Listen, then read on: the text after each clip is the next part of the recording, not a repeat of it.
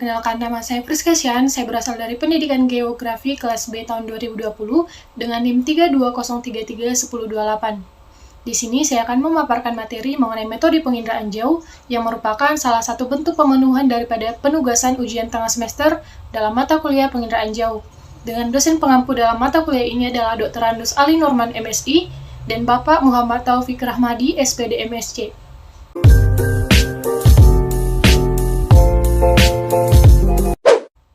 Namun sebelumnya, yang pertama sekali akan saya jelaskan adalah pengertian penginderaan jauh. Penginderaan jauh atau disingkat dengan inderaja adalah pengukuran atau akuisisi data dari sebuah objek atau fenomena oleh sebuah alat yang tidak secara fisik melakukan kontak langsung dengan objek tersebut, atau akuisisi data dari sebuah objek atau fenomena oleh sebuah alat dari jarak jauh. Misalnya dari pesawat luar angkasa, satelit, kapal, ataupun alat lainnya. Contoh dari penginderaan jauh antara lain satelit pengamatan bumi, satelit cuaca, memonitor janin dengan ultrasonik, dan wahana luar angkasa yang memantau planet dari orbit. Penginderaan jauh ataupun inderaja berasal dari bahasa Inggris yaitu remote sensing. Di masa modern, istilah penginderaan jauh mengacu kepada teknik yang melibatkan instrumen di pesawat atau pesawat luar angkasa dan dibedakan dengan penginderaan lainnya seperti penginderaan medis atau fotogrametri. Walaupun semua hal yang berhubungan dengan astronomi sebenarnya adalah penerapan dari penginderaan jauh, namun istilah penginderaan jauh umumnya lebih kepada yang berhubungan dengan terestrial ataupun pengamatan terhadap cuaca.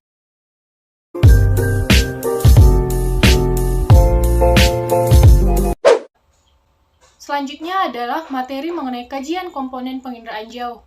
Kajian yang pertama mengenai komponennya adalah sumber tenaga. Penginderaan jauh menggunakan dua sumber tenaga, yaitu sumber tenaga matahari dan sumber tenaga buatan. Sumber tenaga buatan ada sebagai pengganti sumber tenaga matahari ataupun alami, karena ketika malam hari di suatu tempat tidak ada sumber tenaga, maka akan dipakai sumber tenaga buatan yang disebut dengan tenaga pulsa. Penginderaan jauh yang menggunakan tenaga matahari dikenal dengan sistem pasif. Sedangkan penginderaan jauh yang menggunakan tenaga buatan disebut dengan sistem aktif yang bekerja untuk menghasilkan energi. Yang kedua adalah komponen atmosfer. Lapisan udara terdiri atas berbagai jenis gas, seperti O2, CO2, nitrogen, hidrogen, dan helium. Molekul-molekul gas yang terdapat di atmosfer tersebut dapat menyerap, memantulkan, dan melewatkan radiasi elektromagnetik. Di dalam penginderaan jauh ataupun di dalam inderaja, terdapat istilah yang namanya jendela atmosfer, yaitu bagian spektrum elektromagnetik yang dapat mencapai bumi. Keadaan di atmosfer dapat menjadi penghalang pancaran sumber tenaga yang mencapai ke permukaan bumi. Kondisi cuaca yang berawan menyebabkan yang namanya sumber tenaga tidak dapat mencapai ke permukaan bumi. Yang ketiga adalah komponen objek. Objek merupakan ataupun adalah segala sesuatu yang menjadi sasaran dalam penginderaan jauh seperti atmosfer, biosfer, hidrosfer, dan litosfer. Yang keempat adalah komponen interaksi antara tenaga dan objek. Dalam perekaman objek diperlukan yang namanya wahana, tenaga alami ataupun buatan, objek yang direkam, alat sensor, dan deteksi yang disebut dengan detektor. Tenaga yang memancar ke permukaan bumi ataupun objek akan memantul dan direkam oleh alat yang namanya sensor. Pada sensor, terdapat alat untuk mendeteksi yaitu detektor, di mana detektor yang ada pada alat yang dipasang pada sebuah wahana seperti balon udara, pesawat, dan satelit. Objek yang memiliki daya pantul yang tinggi akan terlihat cerah pada sebuah citra ataupun hasil data pemotretan, sedangkan objek yang daya pantulnya rendah akan terlihat gelap pada sebuah citra. Contohnya, permukaan puncak gunung yang tertutup oleh salju memiliki daya pantul yang tinggi, yang terlihat lebih cerah daripada permukaan puncak gunung yang tertutup oleh lahar dingin.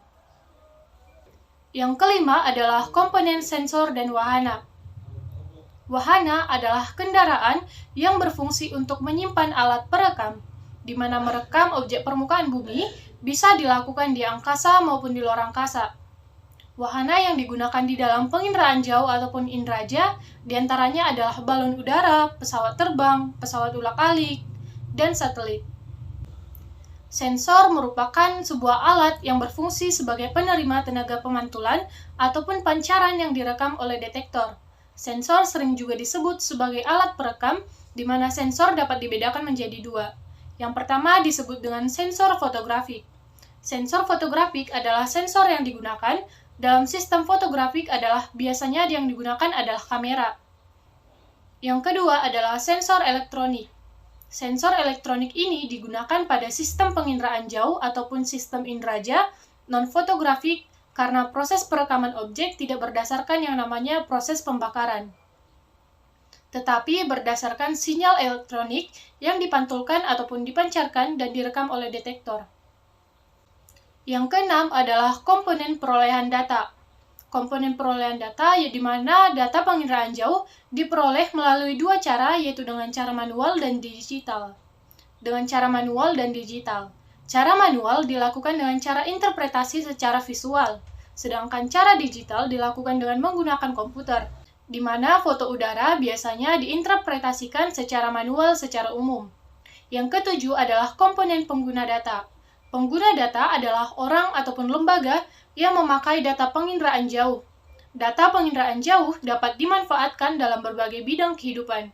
Data penginderaan jauh yang memiliki kerincian dan keandalan sangat dibutuhkan oleh seorang pengguna data.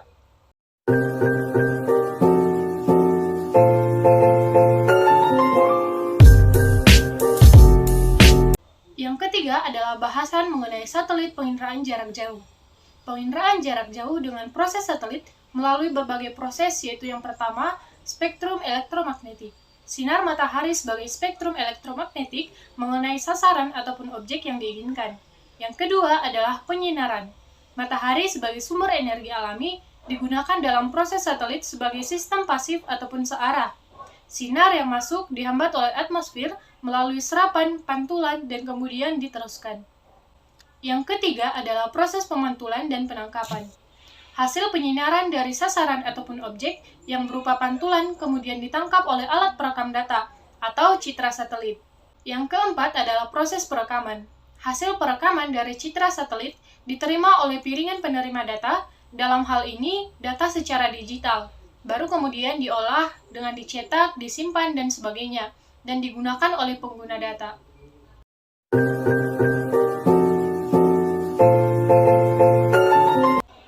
Yang keempat adalah proses kajian citra.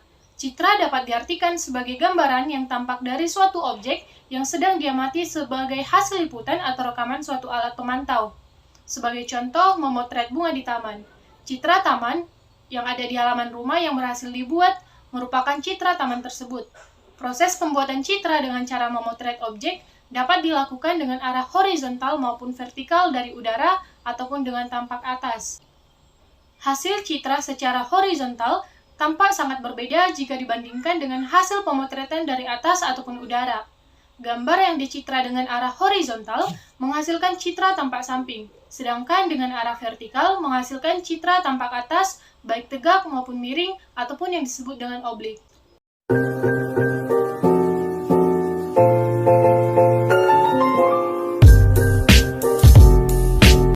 Pembahasan yang terakhir dalam judul metode penginderaan jauh adalah mengenai langkah-langkah yang dilakukan dalam sebuah penginterpretasian citra ataupun langkah-langkah interpretasi citra. Untuk mendapatkan data geografi dari hasil penginderaan jauh, harus dilakukan beberapa langkah terlebih dahulu. Yang pertama adalah kegiatan deteksi. Deteksi adalah upaya mengetahui benda dan gejala di sekitar lingkungan kita dengan menggunakan alat penginderaan jauh ataupun yang digunakan adalah sensor. Yang kedua adalah langkah identifikasi. Objek yang tergambar pada citra dapat dikenali berdasarkan ciri-ciri yang terekam oleh sensor. Terdapat 3 ciri-ciri utama yang dapat dikenali, yaitu spektral, spasial, dan temporal. Spektral adalah ciri yang dihasilkan oleh interaksi antara tenaga elektromagnetik dengan objek yang dinyatakan dengan rona dan warna.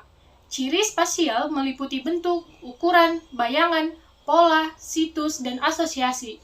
Ciri temporal terkait dengan kondisi benda pada saat perekaman. Yang ketiga adalah proses pengenalan. Pengenalan adalah proses klasifikasi terhadap objek secara langsung yang tampak didasarkan pada pengetahuan lokal atau pengetahuan tertentu. Yang keempat adalah proses ataupun langkah analisis. Analisis bertujuan untuk mengelompokkan objek yang memiliki citra yang sama dengan identitas objek. Yang kelima adalah langkah deduksi. Deduksi adalah pemrosesan berdasarkan pada bukti yang mengarah ke arah yang lebih khusus ataupun spesifik. Bukti ini diperoleh dari objek yang tampak langsung. Yang keenam adalah langkah klasifikasi. Klasifikasi meliputi deskripsi dari kenampakan yang dibatasi. Hal ini merupakan interpretasi citra karena pada tahap inilah kesimpulan dan hipotesis dapat diambil. Yang ketujuh adalah langkah idealisasi. Idealisasi merupakan pekerjaan seorang kartograf, yaitu menyajikan hasil interpretasi citra ke dalam bentuk peta yang siap dipakai. Baik, demikian pemaparan saya mengenai metode penginderaan jauh dalam mata kuliah penginderaan jauh dengan penugasan ujian tengah semester. Saya harap apa yang saya sampaikan dapat berfungsi ataupun berguna bagi pendengar. Demikian pemaparan saya. Apabila ada kesalahan dalam pemaparan tutur dan lisan, saya meminta maaf. Terima kasih.